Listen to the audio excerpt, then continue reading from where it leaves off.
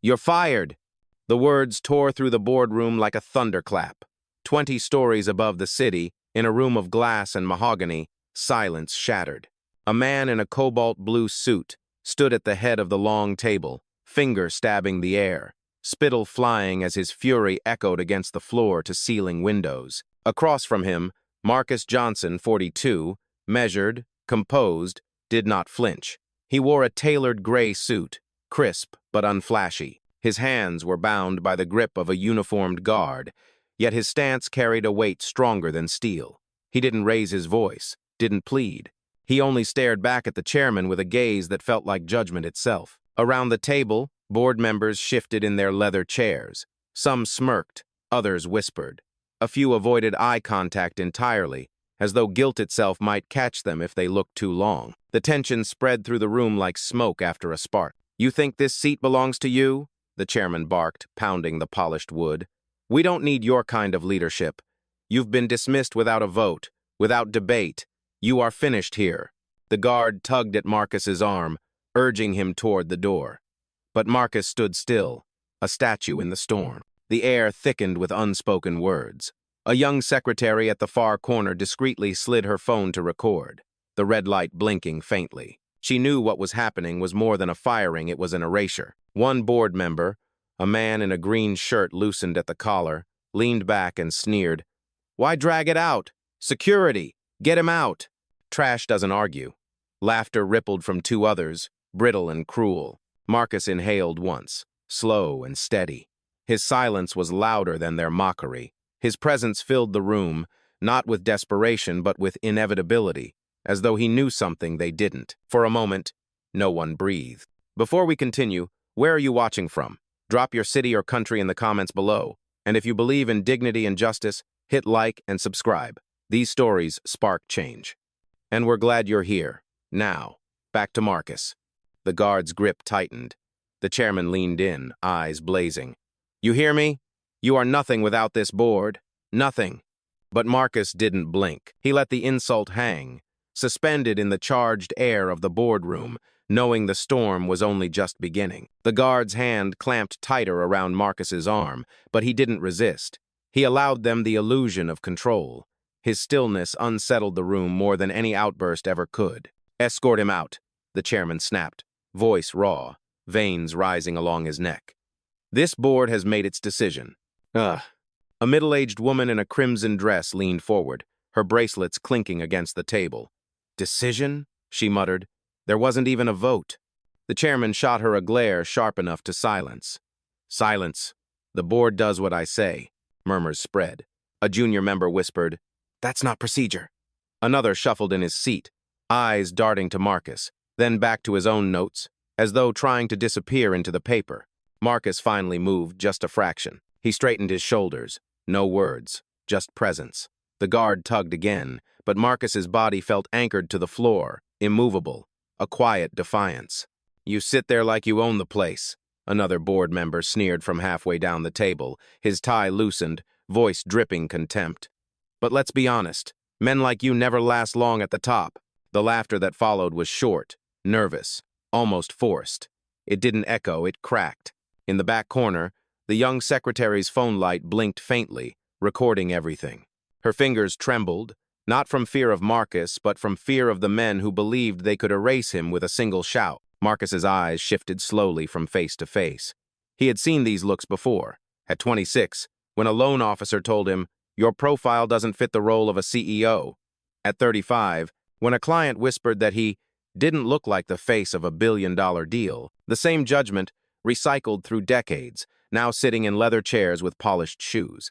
The chairman leaned closer across the table. "You think patience makes you powerful? You think silence earns respect? Number, it makes you replaceable." The guard began steering Marcus toward the door. The room hummed with false victory. Papers shuffled, pens tapped, whispers returned.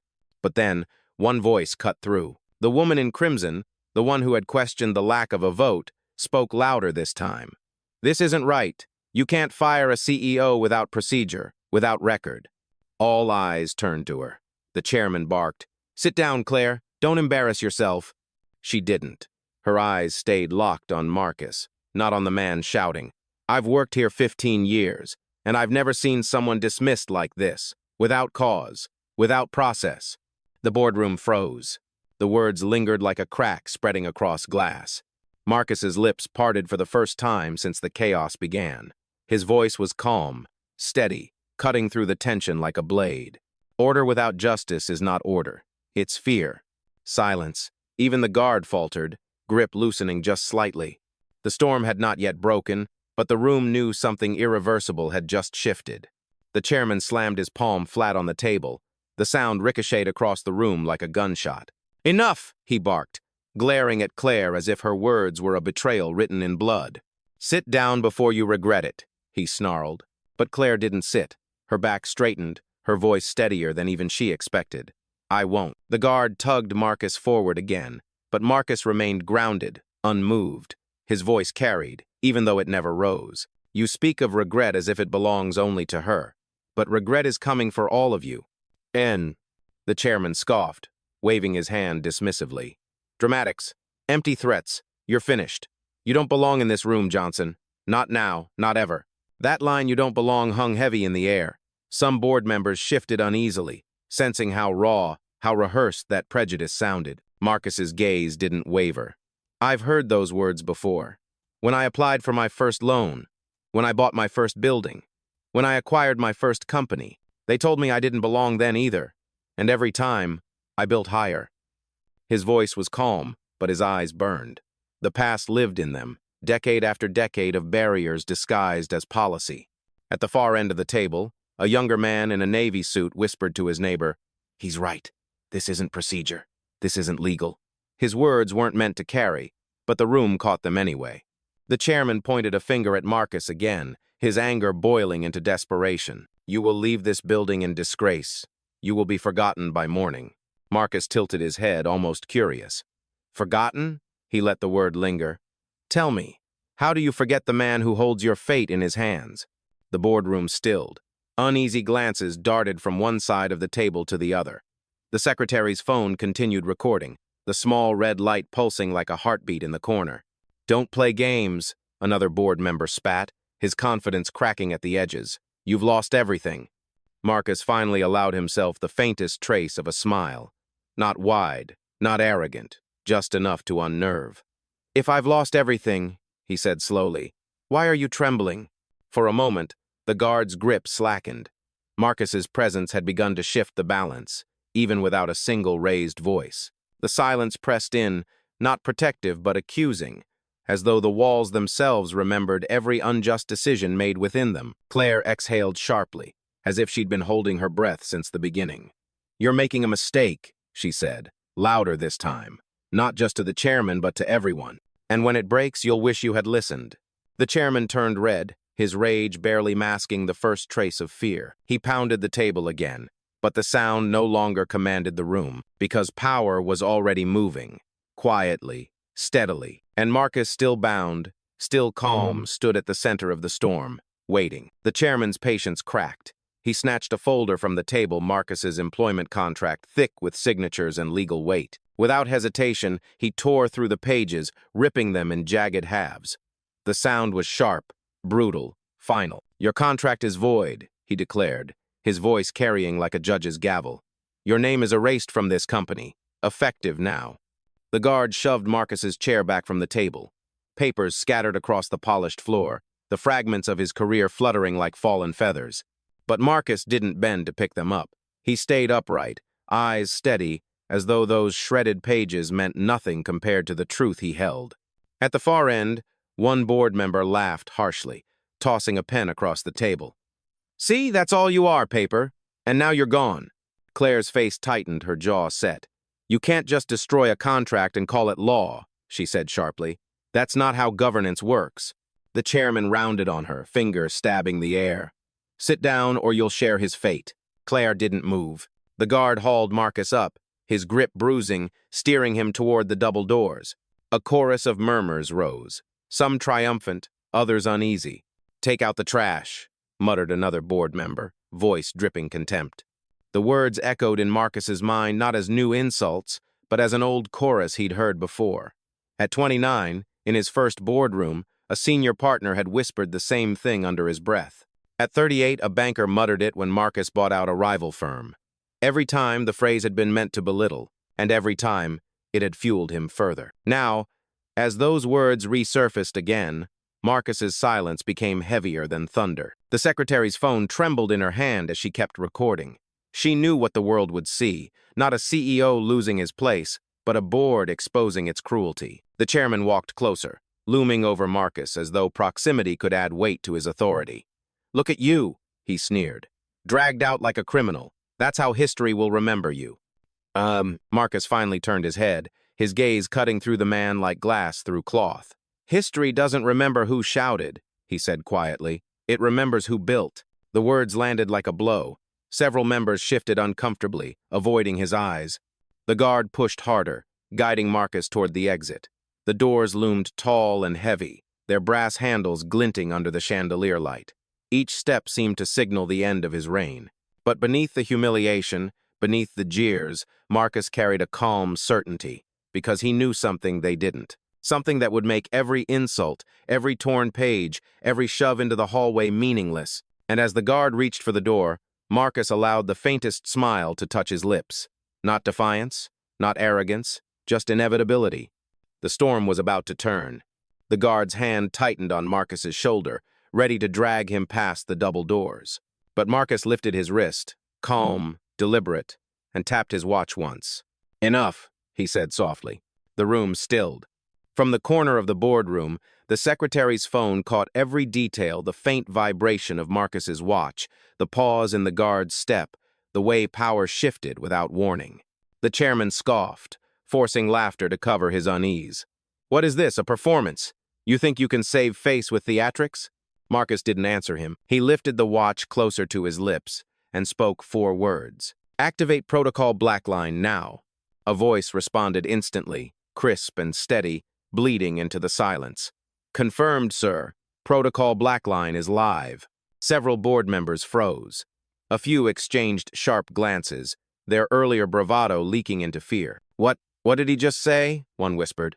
The chairman barked, "Ignore it. He's bluffing." But his voice cracked at the edges, betraying him. Marcus's expression didn't change. He looked almost serene, as though the chaos around him were background noise. "You believe firing me erases me," he said evenly. "But some signatures don't sit in folders. They sit in markets. They sit in deals." The laughter that once filled the room died. Phones buzzed along the table, notifications flashing across screens, a stock price dipping, an alert, a warning. One board member, face pale, fumbled to unlock his phone. This can't be right," he stammered. "The numbers—" Another leaned over, grabbing his own device. "Our partners, why are they pulling out?" Claire's eyes sharpened. She didn't smile, but she didn't look surprised either. "Because he told you," she said, her voice cutting through. "You thought silence meant weakness, it meant preparation." The chairman slammed a fist on the table. "Enough lies! Shut him up! Get him out now!" But the guard hesitated, his grip loosened, because the room no longer felt certain. The hierarchy was cracking. Marcus turned, his voice steady. "You stripped me of title, of contract, of seat, but you cannot strip me of leverage. That was secured long before you tore paper." The secretary's phone light blinked again, capturing the moment, the unraveling of power, not with shouts, but with calm inevitability. The chairman pointed, trembling with rage. "You don't scare us." Marcus met his eyes. "I don't need to." Behind him, more phones buzzed. More alerts flashed red.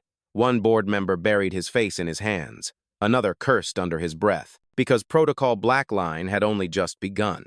Buzzing phones became a chorus. Screens glowed along the table like tiny warning flares in the dark. Stock charts dipped in real-time, red lines slicing downward, relentless. "What's happening?" a gray-haired board member stammered, eyes wide at his tablet. "We're bleeding millions. No, billions by the minute." Another cursed under his breath. "This isn't possible. We just filed quarterly growth. There's no reason for this plunge." Marcus stood still, letting their panic speak louder than any defense. His voice, when it came, was calm, even surgical. "You wanted me gone without a vote, without dignity. But while you schemed in this room, I was negotiating outside of it, weeks ago." The chairman leaned forward, knuckles white against the table. You're bluffing. No deal moves markets this fast. Marcus tilted his head slightly, almost pitying. Then check your inboxes, all of you. Fingers scrambled across glass screens, notifications opened, faces drained of color, an agreement sealed, signed, time-stamped flashed before their eyes. A transfer of partnership, a strategic sale of assets, a clause buried deep in the company's foundation. All of it legal, all of it binding. Claire spoke before anyone else could. You sold them out, she said, not with anger, but with awe. Marcus's gaze settled on her. Number, I protected what I built, and I warned you, silence doesn't mean surrender. It means strategy. The chairman's jaw clenched, sweat beading at his temple. You sold to our rival? Marcus's reply was simple, quiet, lethal. I sold you to your rival. The words dropped like a blade through the center of the room. Chaos erupted. Chairs scraped. Hands slammed against keyboards. Desperate voices called legal teams, investor hotlines, anyone who might reverse the tide. But the numbers kept falling, bleeding across every screen. The guard at Marcus's side shifted uneasily, his grip now more symbolic than firm. He muttered low, almost to himself, what the hell did he just do? Marcus looked past him, to the room that had tried to erase him. You fired me without a vote, but the market has voted already, and it chose to bury you. Huh. Silence followed, broken only by the ping of another alert. One board member whispered hoarsely, Our credit line's been frozen. Another groaned, Our lenders just pulled out. Oh, God. The secretary's phone kept recording. Her hands shook, but her lens never left Marcus. She knew she was capturing history the moment a man the board called replaceable revealed himself as inevitable. The chairman tried one last time, voice cracking. You won't get away with this. We'll sue. We'll bury you in court. Marcus stepped forward, unshaken. You can bury me in paper, but tonight, your company is buried in debt.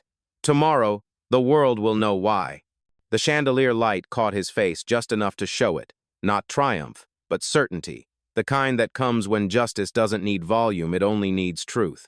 And in that truth, every member of the board saw it clearly.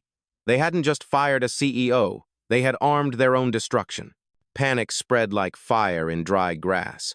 The boardroom, once filled with smug confidence, was now a battlefield of collapsing composure. A woman in pearls clutched her phone, whispering, The press already knows. There are headlines breaking. Blackline deal reshapes market. Her hands trembled as she read aloud. Another board member, younger, slick hair, now damp with sweat, muttered, We're finished. Creditors are gone. Investors, gone. He buried his face in his palms, rocking slightly as if trying to wake from a nightmare. Claire leaned back in her chair, arms crossed, not smug, but resolute. She had warned them. Now she only watched as the storm they created consumed them. The chairman pounded the table again, but the sound no longer carried authority, it carried desperation. Fix this, he shouted at no one in particular. Call the bank! Call someone! Reverse it! But there was nothing to reverse. The deal was real, locked, airtight. Their empire was bleeding out in plain view. The guard, who had held Marcus minutes earlier, took a subtle step back. His grip had vanished completely. For the first time, his eyes flicked to Marcus with something closer to respect than suspicion. At the far corner, the secretary's recording continued, the blinking light now a beacon. She whispered to herself, The world needs to see this. Marcus turned his gaze across the table. The faces staring back at him were pale, hollow. The sneers were gone. The arrogance had melted into silence and fear. You called me replaceable, Marcus said, his tone low but cutting. But tell me when your stock falls 40% in an hour, who is really replaceable? One man pushed his chair back violently, the legs screeching against the marble floor. He stormed toward the exit, phone pressed to his ear. We can't survive this, we can't. His voice cracked before the door even closed. Another, a woman who had once laughed loudest, now sat motionless, staring at her broken reflection in her tablet's black screen. The room had turned, authority had shifted, and Marcus hadn't raised his voice once. Claire finally spoke again, her voice steady, almost solemn. You treated him like nothing, and now you've made yourselves nothing. The words landed heavy, undeniable. The chairman slumped into his chair, face drained, lips trembling. He whispered, This can't be happening. Not like this. but it was. The collapse wasn't loud, it was quiet, surgical, inevitable. And every witness in the room knew they were watching history.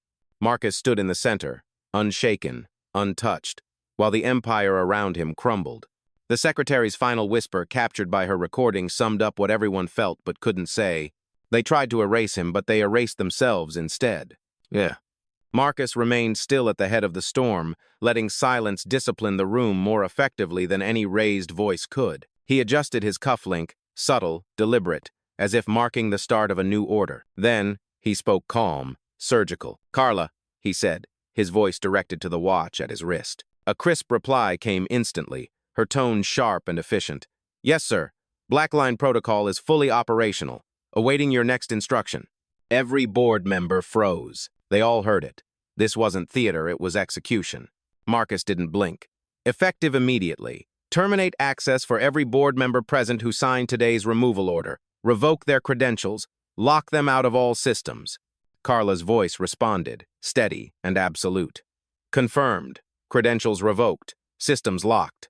Laptops along the table pinged. Screens flashing, access denied. Phones buzzed, emails failing to load. Security badges in their pockets going dead in real time. A man in a striped tie yanked his tablet closer, frantic. "No, no, no, this isn't possible." He slammed it shut when it refused to unlock. The woman in pearls gasped, clutching her badge. It's red. It won't scan." Panic rippled like shockwaves across the polished room. Marcus's voice carried through the chaos, low but devastating. "You stripped me without a vote. I strip you without an appeal." Claire leaned back, her eyes locked on him. She didn't smile, but her expression said it all. Justice had arrived. The chairman shoved back his chair, standing tall, face burning red. "You can't do this. I am the chairman." "Correction," Marcus interrupted, his tone sharp as glass. "You were." At that precise moment, the chairman's phone buzzed with a final cruel note. Board status revoked. Corporate authority rescinded. He stared at the screen as though the device had betrayed him. The guard by the door didn't move to intervene. Instead, he crossed his arms slowly, watching the spectacle unfold. Whatever loyalty he had to the board had evaporated. Marcus turned, sweeping the room with his eyes. "Every signature against me," he said, "is now a record against you. Every insult, every dismissal, every word you've written your own resignation." The secretary in the corner whispered into her phone as it continued recording. "He's firing them, one by one, right here." The pearl-draped woman broke down, tears streaking her face. "Please, Marcus, don't do this. We were wrong. We didn't know." Marcus's gaze never softened. "You knew exactly. You just thought power would protect you. But power doesn't protect. Truth does." Carla's voice came back through the speaker, final and irreversible. "Access revoked for 11 members. Corporate restructuring complete. The boardroom was no longer theirs. It belonged to him." And in that moment, Marcus Johnson wasn't the man they tried to erase. He was the reckoning they could never escape. The boardroom had turned into a graveyard of authority. Laptops dark, phones useless, badges glowing red with denial. Men and women who once wielded power like a weapon now sat paralyzed, their futures dissolving in real time. From the corner, the secretary's recording had become more than evidence, it was a mirror. Every raised voice, every insult, every collapse was being preserved, ready for the world to witness. The guard by the door didn't step in. Instead, he leaned against the wall, folding his arms with something close to a smirk. Even he knew the tides had shifted. Claire finally broke the silence. She stood, her chair scraping the marble floor, her voice carrying across the hollow space. "You all built a system to silence him. Tonight, that system silenced you." Her words landed like a verdict. Several heads dropped in shame, others in disbelief. Marcus turned slightly, not to her, but to the room itself.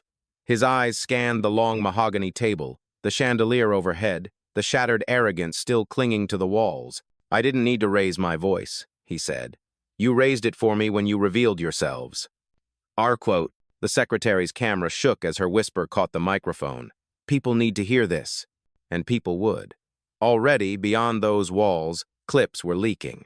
Notifications buzzed on phones outside the room, assistants, analysts, even janitors in the hallway, each one receiving fragments of the collapse as it unfolded. A sudden sound cut through. Applause. not from the board, but from beyond the glass. In the outer lobby, employees had gathered, watching through the transparent wall of the executive suite. Some clapped timidly, others with force, their voices rising as courage spread. The board members turned, horrified, realizing their humiliation wasn't private. It was public, raw, unstoppable. Marcus didn't smile. He only acknowledged the crowd with a nod, then shifted his focus back to the 11 who had tried to erase him. "You thought the world would forget me," he said. "But the world is watching you." One man, sweat dripping from his temple, whispered, "This can't go public. It will destroy us." Claire answered for him, her tone cold and resolute. "It already has." The pounding of fists on the glass grew louder. Employees, witnesses, even security staff who had chosen their side. Phones lifted, lenses aimed, the collapse documented from every angle. The chairman buried his face in his hands. His voice cracked. "It wasn't supposed to end like this." Ugh. Marcus stepped forward, his shadow stretching across the table. "It ends exactly how it was meant to. You tried to erase dignity. Instead, you erased yourselves." The room trembled, not from sound, but from the weight of inevitability. And as the applause outside swelled, as the cameras captured every second, one truth became undeniable. Marcus Johnson wasn't just reclaiming his power, he was rewriting the story of who held it. The pounding on the glass grew louder, like a drumbeat of justice. Employees pressed closer, their phones raised high. The board members, once untouchable behind mahogany and marble, now sat exposed under the harsh glow of the chandelier. Marcus stepped forward, each stride deliberate. The guard moved aside completely, no longer an enforcer but a witness. "Carla," Marcus said into his watch, his voice sharp as a blade. "Yes, sir. Begin the audit. Log every action taken against me tonight. Freeze their severance packages. Terminate all benefits immediately." The response came swift, merciless. "Audit initiated. Accounts frozen. 11 records flagged for legal review." The room cracked. A woman in pearls clutched her chest. "My accounts. It says locked."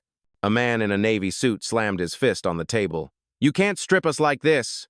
Marcus didn't flinch. "You stripped me first. You thought you could rewrite the rules without consequence.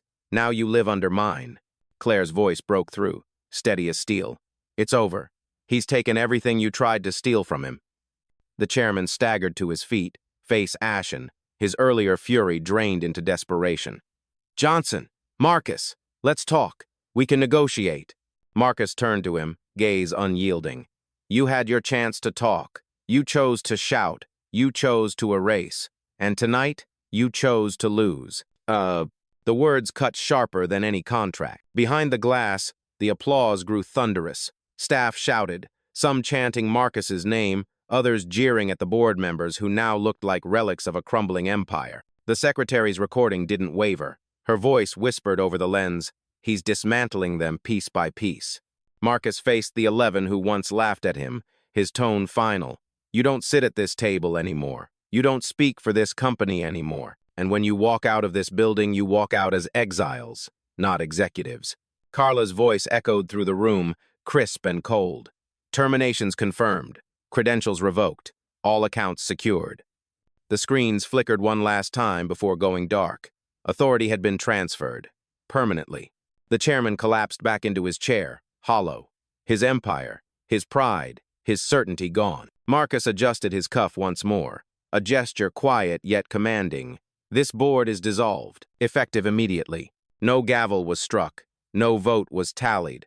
But the judgment was complete. And in the eyes of everyone watching inside the boardroom and through the glass beyond justice had never sounded clearer. The boardroom sat in ruins, not from fire or glass, but from the quiet collapse of power. The chandelier still glowed above, elegant and constant, but the people beneath it looked broken shadows of the titans they had pretended to be.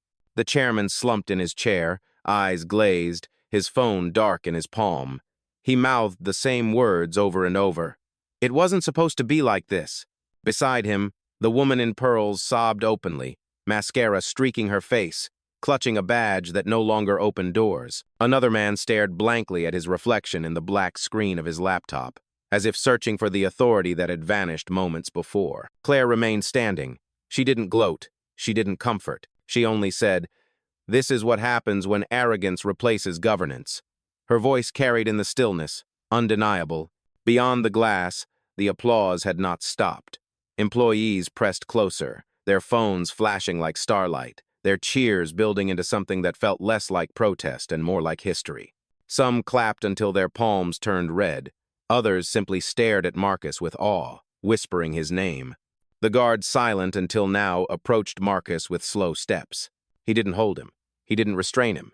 Instead, he extended a hand, firm, respectful. "Sir," he said quietly, "the lobby is waiting."